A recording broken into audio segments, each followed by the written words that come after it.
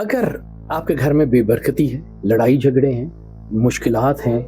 आपको महसूस होता है कि आपके पैसों में बरकत नहीं रही, घर के इर्द गिर्द नहूसत आ रही है, तो एक चीज़ का ध्यान ज़रूर कीजिए कि कहीं आपके घर की दहलीज के पीछे कोई कूड़े वाला कूड़ादान तो नहीं है, या आपकी दहलीज के ऊपर अंधेरा तो नहीं रहता। याद रखिए, आपके घर की दहलीज आपकी घर का दरवाज़ा नहीं है, आपकी तकदीर का दरवाज़ा भी है। और अगर उस दहलीज के बिल्कुल पीछे कोई कूड़े वाला कोई बर्तन या कोई कूड़े वाला कोई ड्रम आपने रखा हुआ है जिसमें घर का कूड़ा इकट्ठा होता है, तो उसको दरवाजे के करीब से बिल्कुल हटा दीजिए। और दूसरा जो है वो वहाँ पे कोई हल्की सी रोशनी ज़रूर रखिए घर के दरवाजे के ऊपर, क्योंकि पाकीज़गी और रोशनी